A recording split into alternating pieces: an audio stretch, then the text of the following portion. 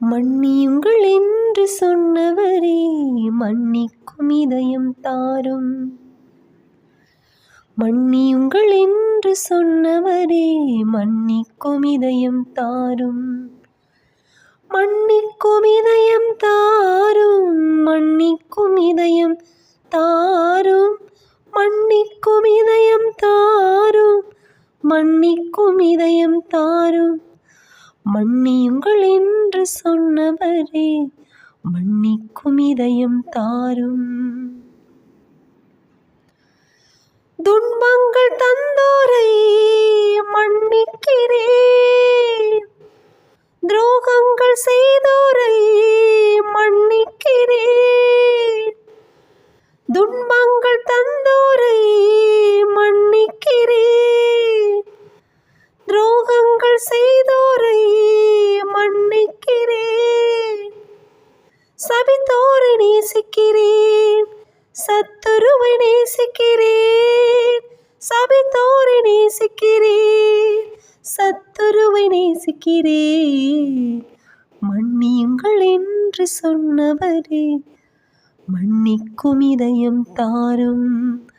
மன்னியுங்கள் என்று சொன்னவரே மன்னிக்கும் இதயம் தாரும். நிந்தைகள் செய்தோரை மன்னிக்கிறேன். வேதனை அளித்தோரை மன்னிக்கிறேன். நிந்தைகள் செய்தோரை மன்னிக்கிறேன். வேதனை அளித்தோரை மன்னிக்கிறேன். பகைத்தவரை மன்னிக்கிறேன். பல முறைகள் மன்னிக்கிறேன். பகைத்தவரை மன்னிக்கிறேன். பல முறைகள் மன்னிக்கிறேன். மன்னியுங்கள் என்று சொன்னவரே மன்னிக்கும் இதயம் தாரும். மன்னியுங்கள் என்று சொன்னவரே மன்னிக்கும் இதயம் தாரும். மன்னிக்கும் இதயம் தாரும். மன்னிக்கும் இதயம் தாரும். மன்னிக்கும் இதயம் தாரும். மன்னிக்கும் இதயம் தாரும். மன்னியுங்கள் என்று சொன்னவரே மன்னிக்கும் இதயம் தாரும்.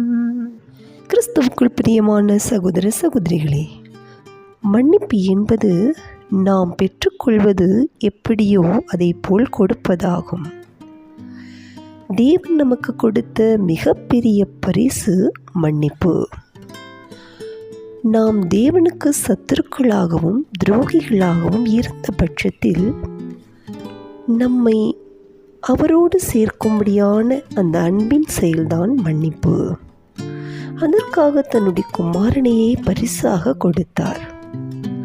நாம் ஒரு குற்றம் செய்யாத பட்சத்தில் நமக்கு விரோதமாய் தீமை செய்தவர்களை நாம் மனதார மன்னிக்கிறோமா என்று தேவன் பார்க்கிறார். நீங்கள் எப்படி பிறருக்கு மன்னிக்கிறீர்களோ அப்படியே உங்களுக்கும் மன்னிக்கப்படும் என்றும் வேதத்தில் சொல்லியிருக்கிறார். 7-70 முறை கூட நீங்கள் மன்னிக்க வேண்டும் என்று அளவினையும் கொடுத்திருக்கிறார். நாம் இன்றைக்கு பிறருக்கு நமக்கு தீமை செய்கிற மனிதர்களுக்கு என்ன பரிசை கொடுக்கிறோம்? பிறரிடம் தேவன் காட்டிய அன்பை காட்டும்படியாக நாம் ஒரு மன்னிப்பு என்ற செயலை செய்கிறோமா என்று தேவன் எதிர்பார்க்கிறார். அதை செய்வதற்கும் உதவியை அவரையே நாடுவோம். அவர் மாத்திரமே நமக்கு உதவி செய்ய வல்லவராயிருக்கிறார். நன்றி.